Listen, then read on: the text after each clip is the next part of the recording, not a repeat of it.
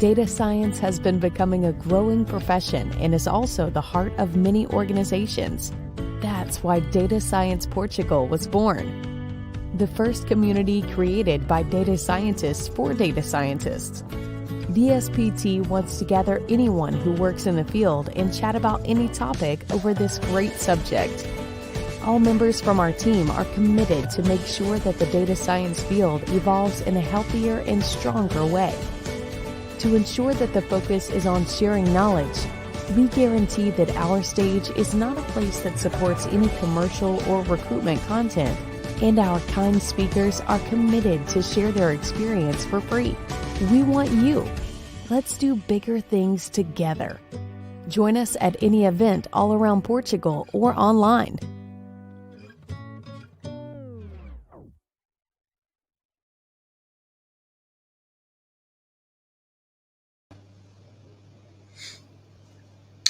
Hello guys, you are here for the 92 meetup from our group. I'm here with Mafalda. Hi everyone. And today we are going to see a presentation made by André Peralta named COVID-19 Pandemic in the Age of Data Science. What have we learned? But first of all, I want to give you the agenda for today. We have the opening meeting where I will talk for about 15 minutes, describing what is the DSPT and what we are going to present. Then you have the presentations by our speaker that you want to kindly thank that he was able to participate in our event. After we'll have a question and answer. You can write all of your questions in YouTube and we'll make them to André at the end. And finally, there will be a little network session. Before I want to present the mission of the DSPT, our main goal is to share information, knowledge regarding data science, machine learning, artificial intelligence in an informal way, allowing for seniors and juniors to come together and improve the field whenever they feel like it. We approve the passing of knowledge, open events, and breaking barriers between the audience and the speakers. What you don't want to promote is selfless promotion or hiring within our platform and our stage. We have open a call for proposals, so if you have done any work in the field that you think that is meaningful, or you know anyone that has done some work in the field that you think is meaningful, please call us. We'll evaluate your proposal and be invited to participate in one of these events. We have 5 different physical presence: Aveiro, Braga, Coimbra, Lisbon, and Porto. Unfortunately, we haven't made a physical event in quite a long time due to the pandemic. But today we have a speaker that will be able to answer all of your questions regarding the pandemic, especially when this is going to be over and we can interact with each other again. We have a Data Science Portugal website where you can find all of our events, partner events, events from other groups related to data science, and job offers. So if you want to keep in touch with events in this area of job offers in this area, please follow our site. You can also join us in each of our social media platforms.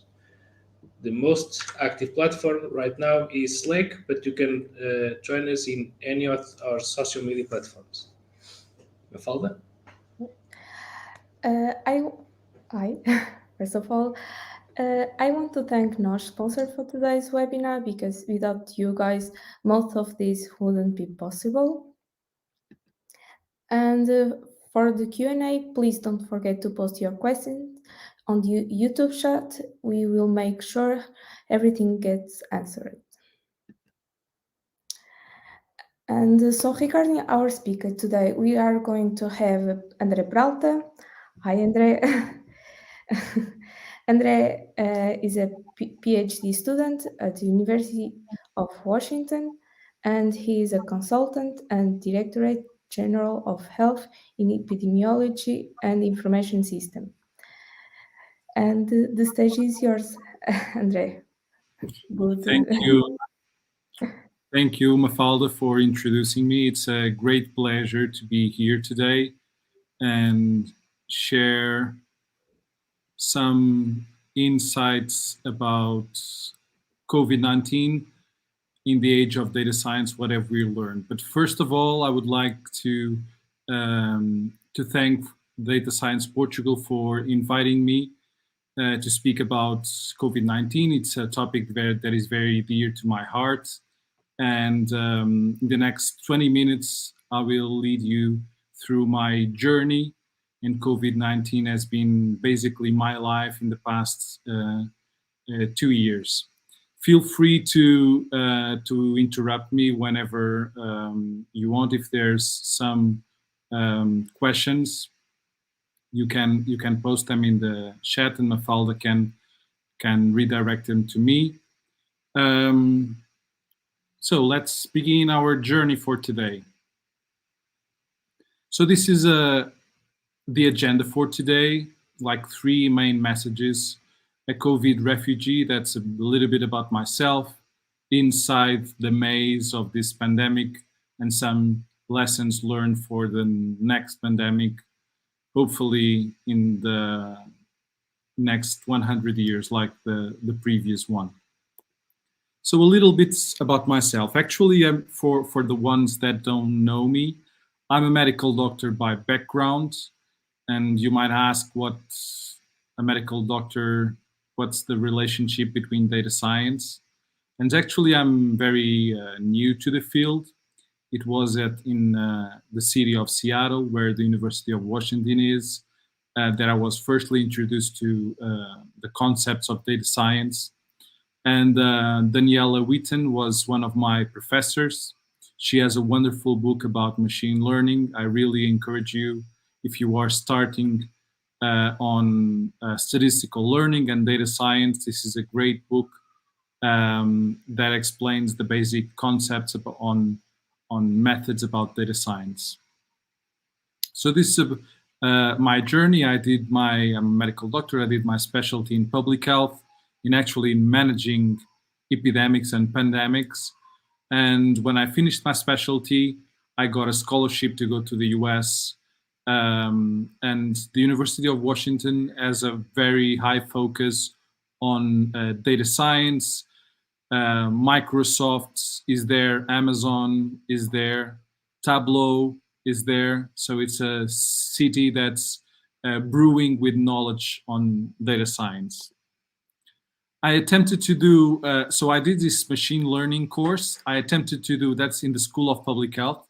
I attempted to do another course on the computer science faculty. That was probably a little bit too hard for me, but it's one of the things that I would like to share. For example, this course was open to everyone. So you knew when the classes were, you could drop at any time, even if you are not a student at the university, you are working for a company that wants to invest in building your knowledge on data science, and you could just drop there and do the exercises. All the materials are online, and then I thought that these courses were really good, and I really encourage you to have strong methods foundation when you are doing data science. So when the pandemic started on January 2020, I was in Seattle doing my PhD, and I thought, okay, this is really exciting times. It's the last time we had a coronavirus outbreak was in 2014 with the MERS in the Saudi Peninsula. And it didn't become a pandemic. And I thought, honestly, in January that we would see the same. This would be an outbreak in China with a few cases scattered all around the world. But that's, I don't know, after 3 months, the epidemic would be dead.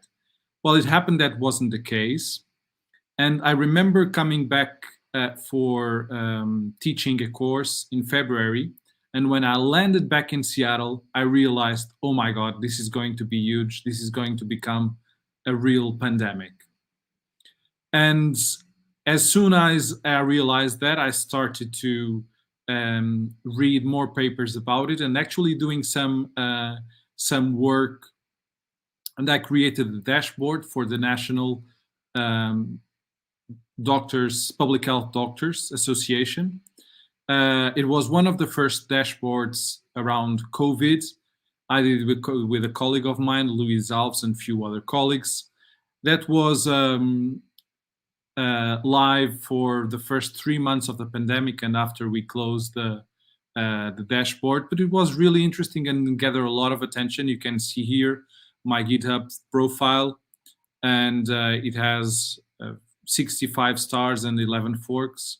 For me, that's a lot. I know that probably for some of you, that's not too much if you are a professional data scientist.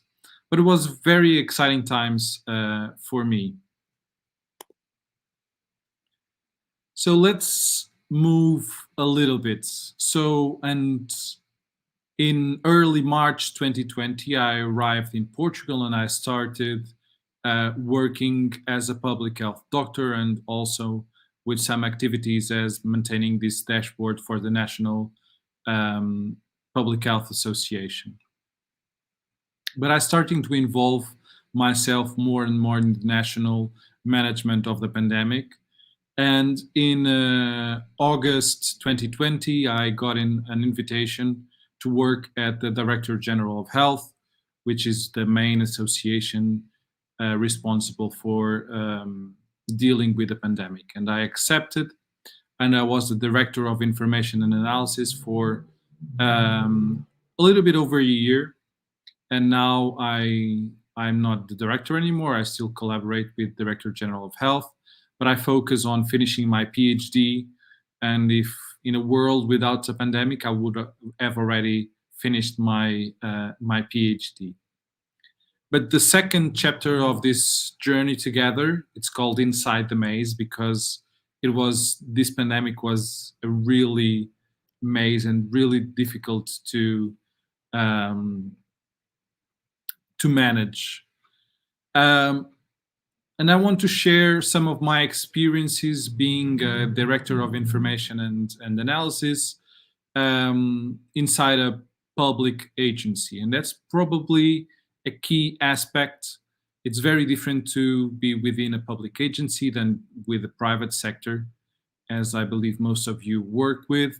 And let me explain you why. But first, let me read one of the best quotes of the pandemic. And if I want you to remember one quote about the pandemic, this is the quote that you must remember, because it summarizes what you should do when dealing with a pandemic. And that quote was said by Dr. Mike Ryan from WHO, and it reads like that: "Be fast, have no regrets.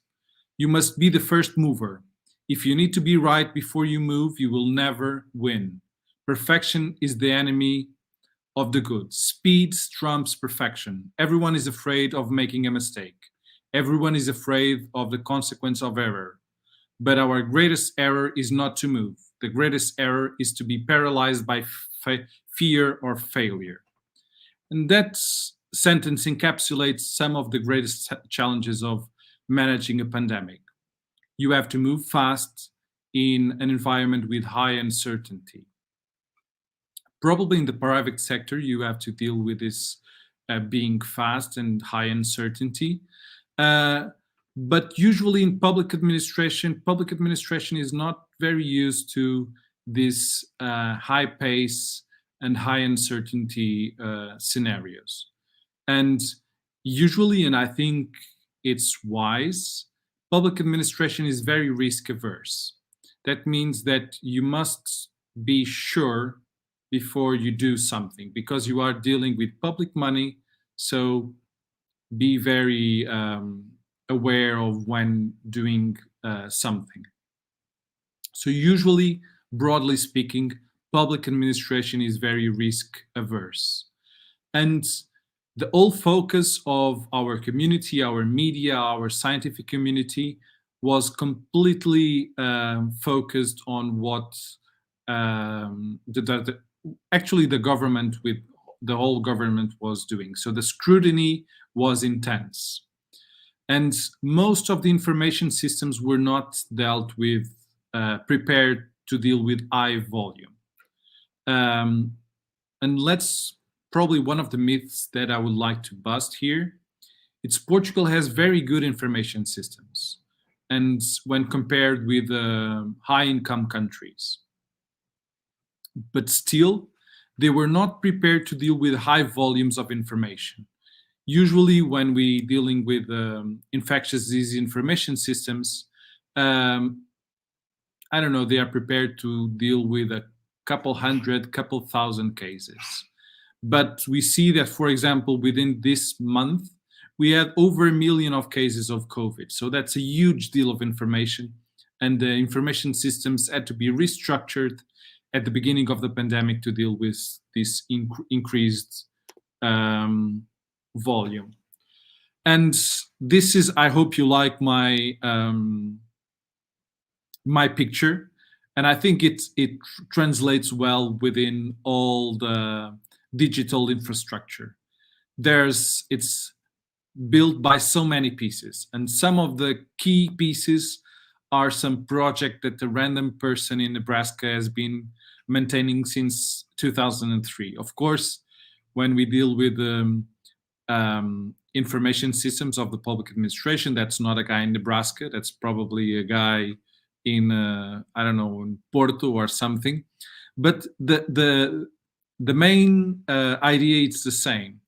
So systems are built with by many pieces. Some of them were built like 10 years ago, and that creates a legacy burden.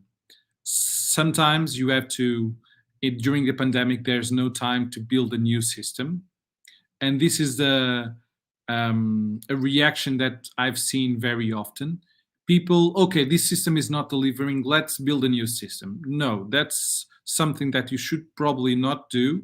So think about the system that you have and try to improve it and address the bottlenecks that this system has, because you don't have time to build a new system, because you are dealing with critical infrastructure.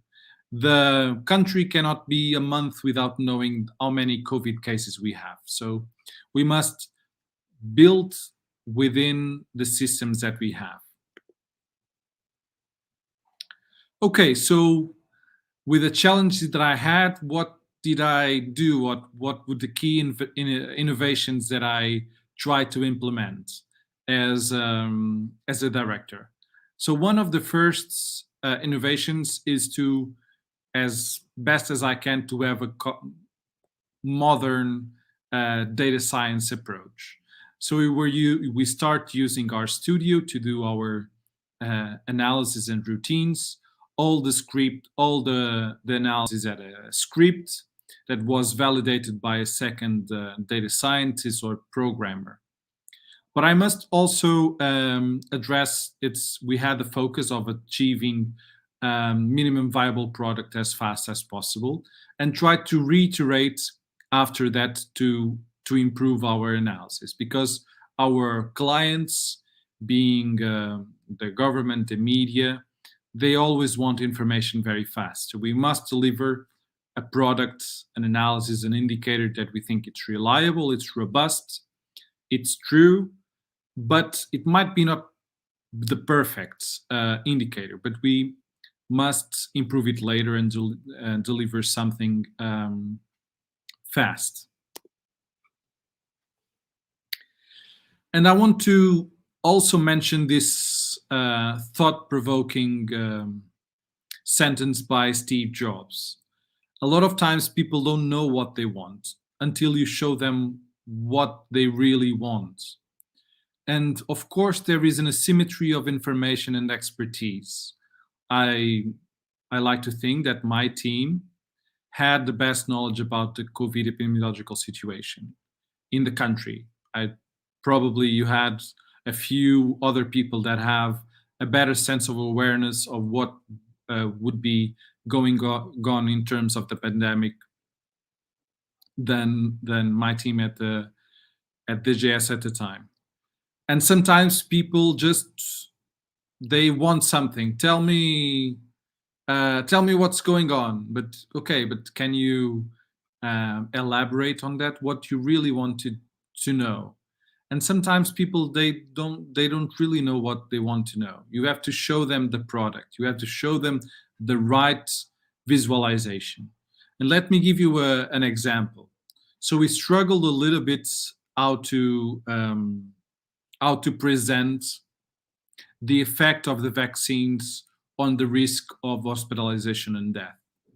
And if we didn't pick the right indicator, it might erode the trust that people had about vaccines. For example, if you tell the percentage of people that are hospitalized by vaccination status, within time in Portugal, as we have 90% of the population vaccinated, you would have, I don't know, 60, 70% of the people that's hospitalized vaccinated. And it might give the wrong impression to people. So why are hospitals full of people that are vaccinated? But if you do the proportion, if you do the risk, you will see that the risk of being hospitalized with being vaccinated, it's 5 to 10 times lower than if you are not vaccinated. So pick the right, take your time and pick the right indicator to show what you really want to show. I must also address some of the limitations of my work and the lessons that I took from working from the public administration. And one of the lessons, it's very hard to hire data scientists within the current framework of public administration. Public administration can hire a data scientist as a, how do you call it, a provider of services. But that's, for me, that's not ideal, because you don't build knowledge within your own institution. You need to really hire data scientists to work for your team. And the tools that we have currently, it's you hire, we call it a técnico superior, someone that has a university degree. And usually the entering salary, it's not that high. And it's very difficult to compete with the private sector. Very good data scientists can earn a very decent salary in Portugal. And to hire someone to work for the public administration, even if I think that's a wonderful time to work for the public administration, the challenges are really awesome. It's really exciting to work on COVID stuff, always have new analysis to do. But the money incentive is an issue. Another issue, it's around data protection. So we deal with huge amounts of data, and there are always fears about data protection. And those fears are, it's good that we have those fears. So there's a very strong legal background, the GDPR. It's an EU regulation that regulates how data should be protected. And all organizations have data protection officers. And they are very zealous of data information. And sometimes you want to do something and you must submit an impact assessment of what you want to do to the data protection officer. You must wait for a reply. And that's a due process. I'm not saying that's a bad thing. I think it's actually a good thing, but sometimes that hinders your team to move fast. And lastly, what I felt is most public administration, at least in my opinion, they lack like these modern methods of of data science management, like agile development, Scrum. They are very rigorous methods of keep the flow going and keep your programmers of data scientists focused. And this is another issue that sometimes I dealt with. Someone comes up with a great idea, and all the data flow starts with with a great idea, and then as you move along the process to the final product, there are leaks and bottlenecks. And when you finish, the solution that the users get, it's not the right one, because the development was too slow and people had needs and they started a parallel information system, and after that you just lost them. Or the constraints are so big, legal or maybe it's not legal, that the final solution it's not appropriate. So that's something that you should think ahead, and you should try to foresee how many bottlenecks you have to deliver your final product. And this is to reiterate one of the main messages that I want to for you to leave this presentation with is Portugal have really strong information systems.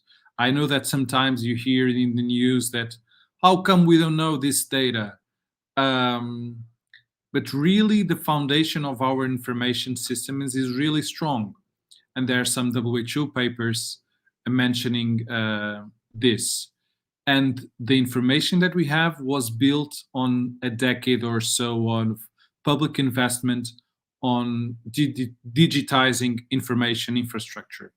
Like the vaccination is all digitized. The infectious disease information system is all digitized. The death certificates are all digitized. And this didn't happen in the last year, it didn't happen in the last 5 years. It's a continuous investment of the government for the last 10 years. And this is a little bit more about what's my experience in managing a small team. And this must be very familiar to you. When there is a high uncertainty, sometimes you have really strange requests. And one of the skills that you have to learn to develop is to say no. No, that's not possible. No, I don't think that's relevant, and do it in a respectful manner, but sometimes you must do it. Or make clear choices. That's possible, we can do that. That usually takes 2 weeks. And we have these other priorities in pipeline. So could you please help me in assessing what is more, what is the higher priority here? That was some of the things that I had to do. So let's go to our final chapter on our journey. It's lessons for the next pandemic. Maybe the next pandemic will be in 100 years, like we had the previous one. Maybe the next pandemic will be in 10 years. We don't know. And we must be prepared. With the climate change, there is a high probability that we, probably not a pandemic with this scale, but we will have outbreaks, for example, of vector-borne diseases, like we had in Madeira a few years ago, or other diseases. So we must be prepared for the next challenge. And one of the main message that I want to share with you, it's what I think is an advantage of having centralized systems. And these are 3 information systems currently running in Portugal. SINAV, Trace COVID, it's a contact tracing module of the pandemic, and SICU, it's a death certificate information system. They are all digitized, they all have different strengths and limitations. But one of the things that we learned with this pandemic, it's that having a centralized system is very good. For example, Portugal didn't have the struggles that Germany or the US have. They don't have centralized systems. Each lander or each state in the US have their own systems. So, and usually not linked with a unique identifier. So when you want to do record linkage, that's either not possible or very difficult. And sometimes you have to create subsets of data that are geographically contained to have a clear picture of what's going on. In Portugal, fortunately, we don't have this limitation, and our information systems are centralized and national, and that's a big advantage. What needs to improve, probably, it's control over quality, data quality, and linkage performance. Linkage is not done in a, I would say, well, now it's done for the analysis in a routine manner, but it's possible for sure. Those systems were not probably designed thinking about linkage as the baseline. It's possible for sure, and that's very, very good thing. Record linkage is probably one of the areas that needs some improvement. Second message, and this is a very controversial topic, and I think most of you would remember and have really strong opinions about this topic. I'm sure that most of you remember our digital contact tracing app, Stay Away COVID, which was a failure, I think, and I think it's now all the stakeholders acknowledge that was a failure. But I think, and this probably it's the controversial part, I think it was also a success. And we gained some knowledge about a new technology, digital contact tracing. The technology was not ripe yet.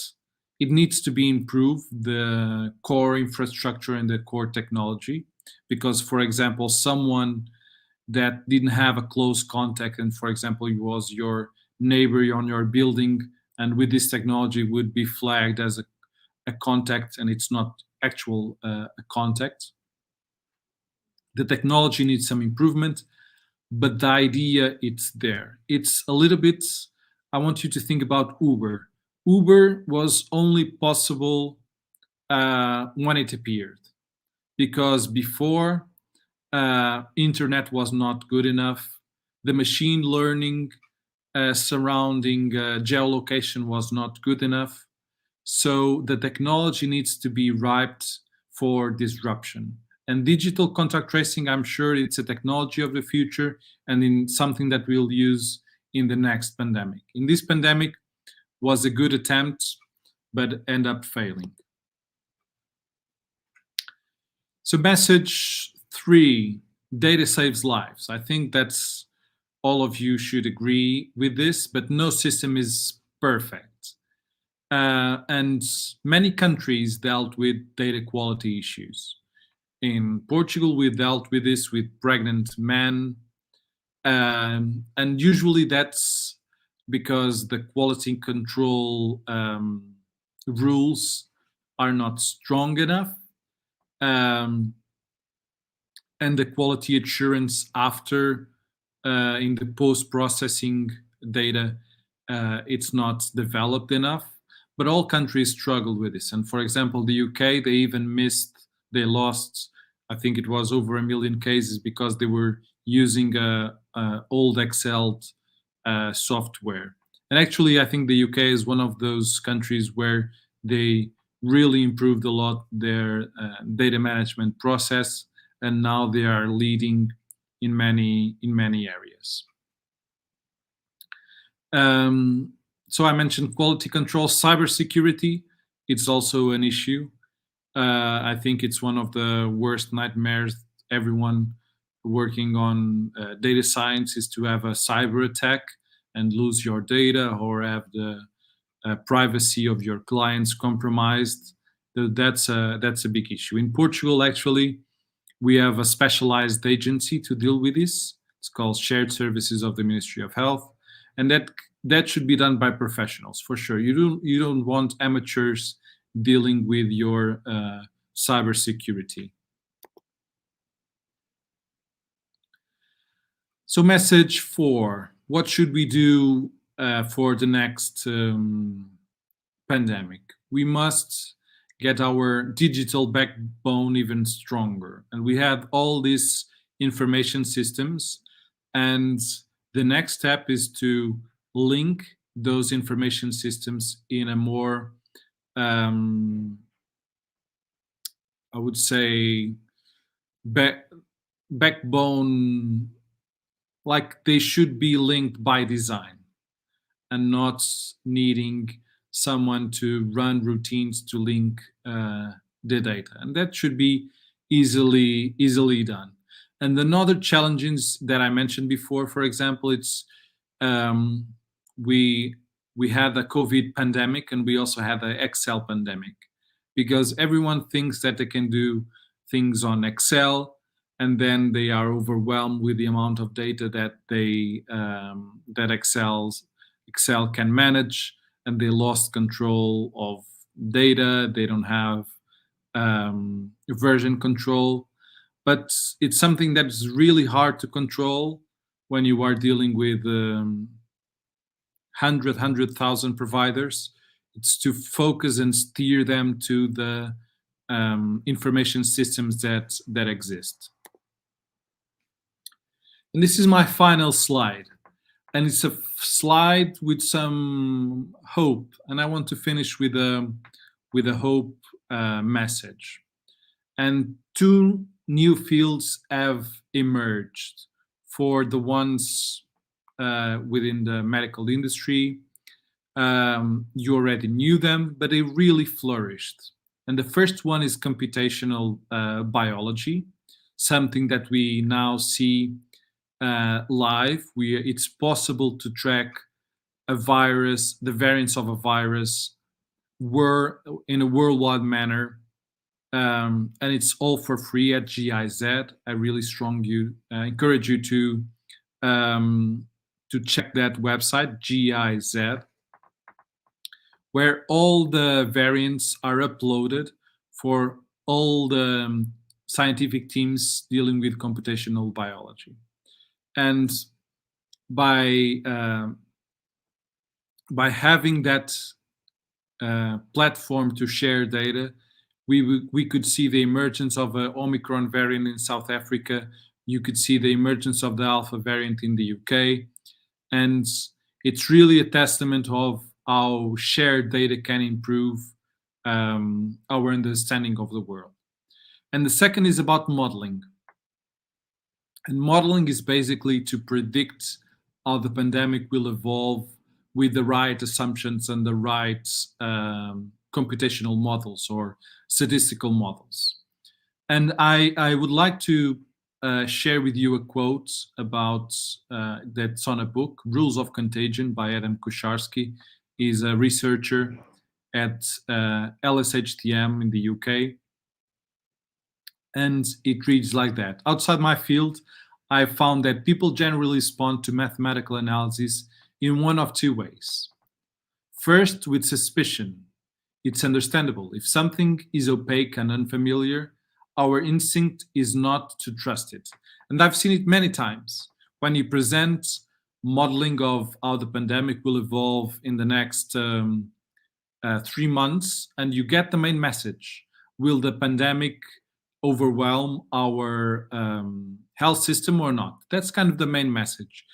You should not focus if we will have 50,000 cases of 100,000 cases. If the model predicts that the pandemic will overwhelm our health system, that's the main message that you should focus on. And some people that I've shared this information with they react with skepticism. Oh, but that's a scenario. Yeah, but it's a scenario built on reasonable assumptions with strong mathematical modeling behind it, so that probably will happen if nothing changes. And the second kind of people, so let me read this second part. The second kind of response is at the other extreme. Rather than ignoring results, people might have too much faith on them. Opaque and difficult as it seems, a good thing. And I would like to finish with a sentence by a statistician, George Box, that statisticians, like artists, have a bad habit of falling in love with their models.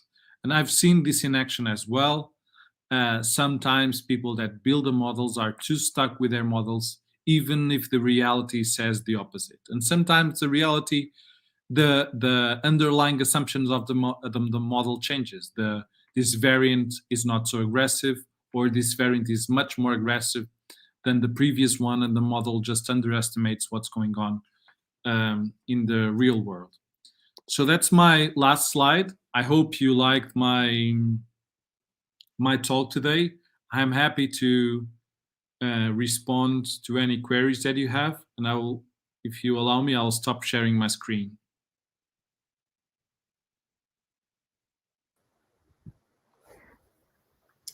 Hello, André, and thank you for your presentation. I think it was really interesting. Okay, Thank you. We have a couple of questions here in the chat. Before Mafalda starts with the first one, I want to invite all of you that are connected right now to write a follow-up question. And Mafalda, the floor is yours. Okay. The first question is from Joanna. How could you hire someone with that budget? What type of requirements were you asking for?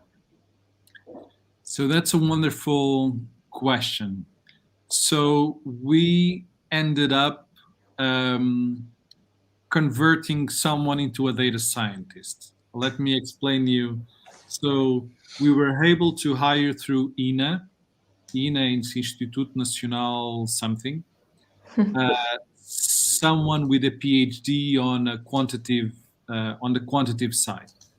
The person didn't know how to program in R, but it was a quick learner, and within a week, 2 weeks, she could start doing some analysis. And actually, some of the burden of doing the routines, I did the routines myself. I wrote a lot of codes to create the analysis. But it's one of the struggles that we had. So when I started, I spoke with a lot of people, and I reach out. I think even some at the Data Science Portugal community, I reach out to some of you asking for help. And public administration, it's not sometimes not the easiest environment to hire. It takes time. It's sometimes a little bit bureaucratic. But we went up with a small team of people that knew how to program in R and were able to keep the work going. And I think that's one of the challenges Data Science Portugal. It's one agenda that can also try to advance. It's to make public administration more flexible to these data science careers, and somehow make the payments a little bit more equal of what happens in the private sector. Okay, thanks for a reply. The next question that we have by Susanna P. How to engage parties that are a bit data adversive to collaborate with you in a public health context? Any tips? So let me try to share my experience. So usually when you ask for help, at least what I felt, people are very happy to help. So usually you don't encounter this people that are very hostile to work with you. This is a public pandemic that affects everyone, and people understand the struggles of the public administration in general, and they are very happy to collaborate most of the times. Sometimes I've encountered people that they don't understand either how health information systems work, or they really have a limited understanding of data science in general, and they are not very collaborative. Let me give you an example. So we all have struggles with data quality. When we deal with, even with structured information, when we are dealing with million of, I don't know, I think right now in Portugal we have 2.4 million cases of COVID, and they are all added to the system by a network of more 1,000 laboratories. So in those laboratories, they do mistakes. Some of them have web services that are automated. Some of them have manual people entering data. So we'll have a lot of mistakes. And when we shared some of the data with our partners, some of them said, how is this possible that you have a case of COVID that was detected in 1929? It's a mistake. It's an obvious mistake. Someone entered the data of diagnosis incorrectly, and most of the times we correct that data and we don't actually let that wrong data appears in the system. People sometimes they are very stuck with data quality issues, and they don't understand how hard it is to deal with this quality assurance. Okay. Any more questions? I don't know if I... Yes, you have a few more. Now from Gerardo, is there such a thing like compliance by design? Something like security by design that is so hype now? That's a very good question. I'm not probably the best person to answer that, but let me ask you how usually works within the Ministry of Health. So the Ministry of Health has SPMS, which is the main provider of information systems in the Ministry of Health. And usually they are the ones who developed more the technical side of the digital backbone. And I think over the past years, they become reasonably good with dealing with the compliance by design and the security by design for sure. And what the other agencies do, they hire SPMS or other providers, and they give the specifications that they want. How you want the information system to be designed, what features and what not. And usually what you get from SPMS or other providers, it's, oh, you should pay attention to this detail, because this, in terms of security, this is very important. And for example, you don't want to share data with names with people that are not medical doctors or health professionals. And you also want to keep a log of every person that saw that individual data. So usually SPMS is the agency that deals with the more technological side of security and compliance. Okay. Thank you. Next question is from Joanna. In your opinion, what went wrong with the stay away hub COVID? So that's a wonderful question, and I think for sure, we as a community, I'm not blaming anyone here, we oversold it. So we expected too much of an app, and I've never seen. So I remember at a point, Stay Away COVID would solve all our problems, and that's not reasonable to expect from an app, even if it's very, very good. Let's imagine that in 10 years, we have the perfect digital contact tracing app. Even with the perfect digital contact tracing app, we still have to deal with human behavior. And even if an app tells you, oh, you were probably encounter someone that was infected and you might be infected, please be sure to stay at home and do a test. That's all that we can expect from a perfect digital contact tracing app. And still, even if the technology is very good, it still has to deal with human behavior, and we still have to assume human compliance with best practices to be able to contain the pandemic. So probably what went wrong is we oversold the potential of this app. As I mentioned before, I don't think the technology is right. It's ripe yet. So the Bluetooth still has a lot of technical issues to deal with, and we probably have to wait probably another 10 years to have the perfect digital contact tracing app. Okay, thank you for your reply.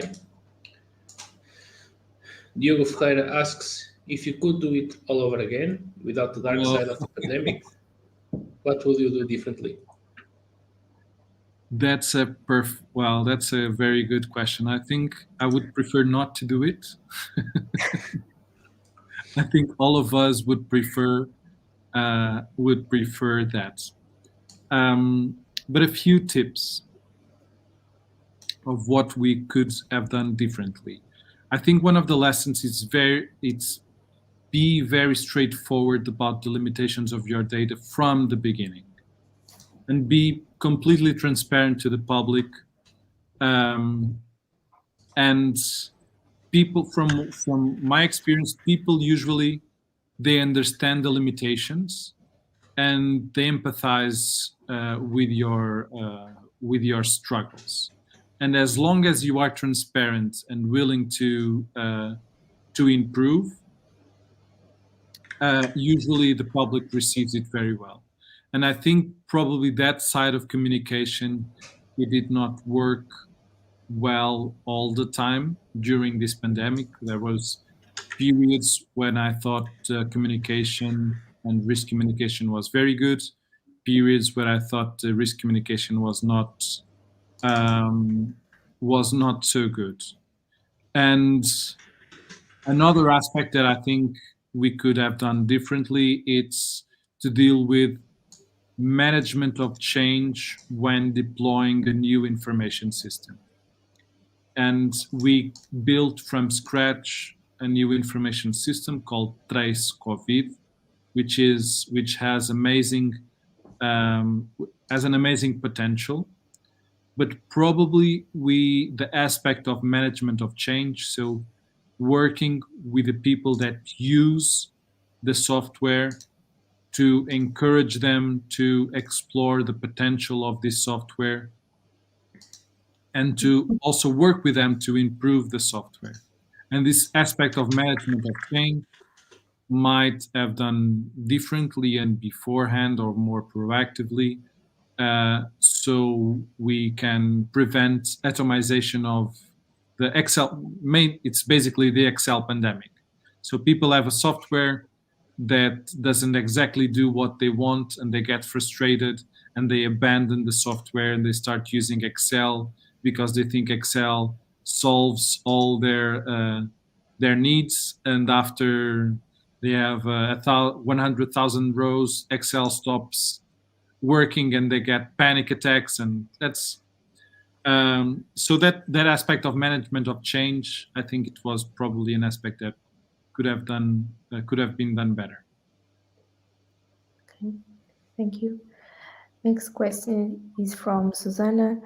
How to convince medicine and nursing students to learn a bit of statistics and collaborate with data science? That's a wonderful question. And I want to push that even a little bit further.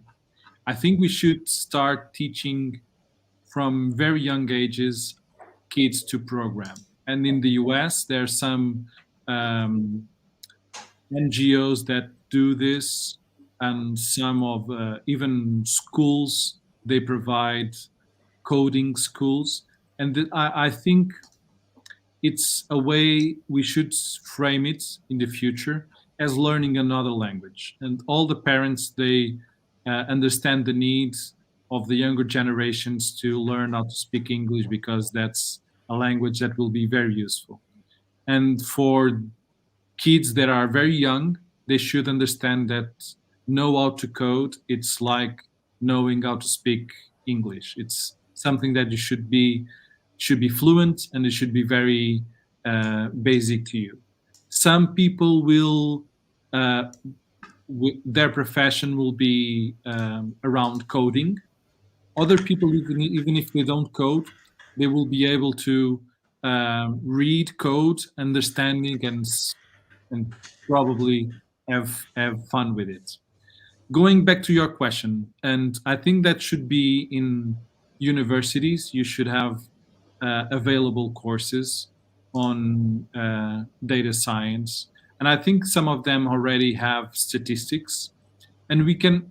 And I think, for example, on Twitter, I follow very closely the R community, and we can make data science cool. And for example, the Tidy Tuesdays, and to explore data visualization with data sets, something that can be fun for the community and can encourage medicine and nursing students to learn how to code. Okay, thank you for your reply. Joanna also asks, in your opinion, what was wrong with quality control? Was it inexistent or faulty? So that's a wonderful question. So quality control was always there, but it was not. It's what's done mainly in a very human way. Human, I say, for example, because we were not used to deal with this amount of information, there was always a human going through data and see if that data had any issues. And that's my experience in infectious disease surveillance. You have an information system that was mainly built around structured information, and that's already very good. But the quality assurance was mainly done by humans. And what we learned from this pandemic, it's nice to have humans doing quality control, but you also must have some routines going through your data to check for inconsistencies and having quality built by design. For example, don't allow a man to be pregnant as an option. That's something it's impossible. So you should design that feature should be designed on the first place. So that's my main message. Quality control was always there. It was too reliant on human interaction. And in our next phase, we should move towards a more programmatic way of seeing quality control. I think last question is from Eduardo Soares.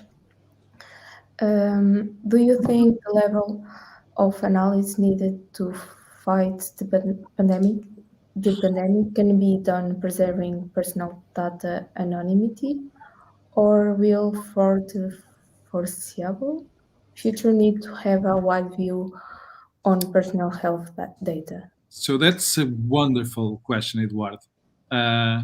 So I think it will usually I supervise the 3 public health trainees, and one of our papers that we will discuss I think was published in Nature. I'm happy to send you the link after.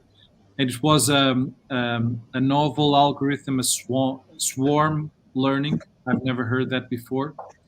But the objective was to preserve data anonymity while dealing with huge amount of information.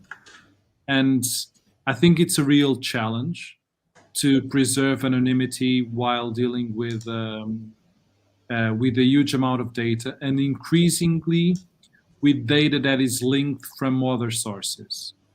And fortunately, and I think it's a good thing, we are able to reconstruct the pathway of someone that interacts with a health system using a unique identifier. But it also creates issues around preserving anonymity.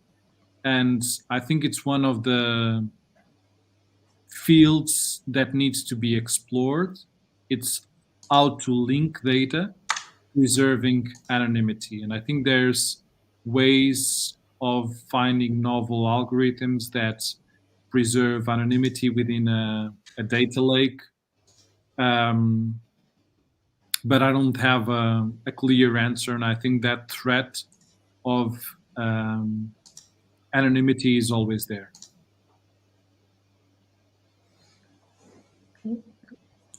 I think we don't have any more questions.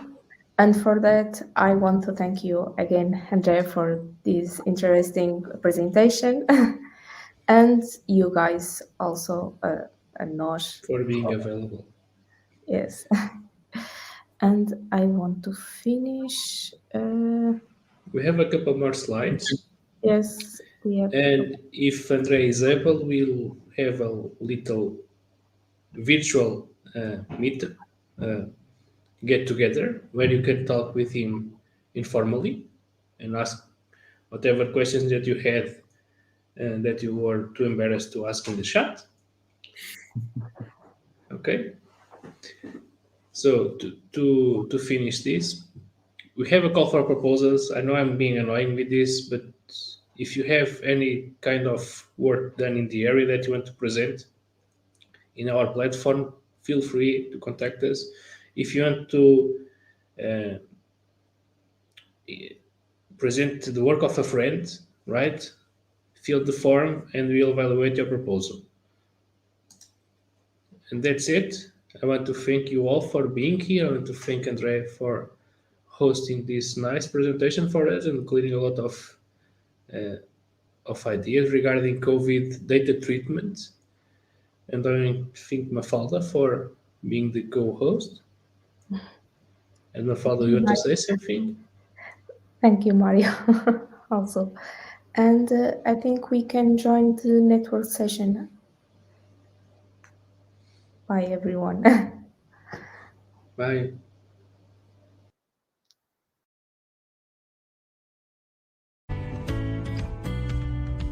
Data science has been becoming a growing profession and is also the heart of many organizations.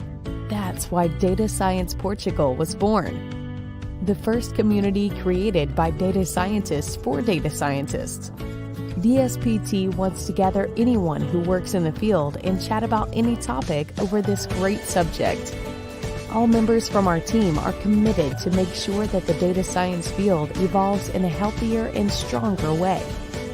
To ensure that the focus is on sharing knowledge, we guarantee that our stage is not a place that supports any commercial or recruitment content, and our kind speakers are committed to share their experience for free. We want you. Let's do bigger things together. Join us at any event all around Portugal or online.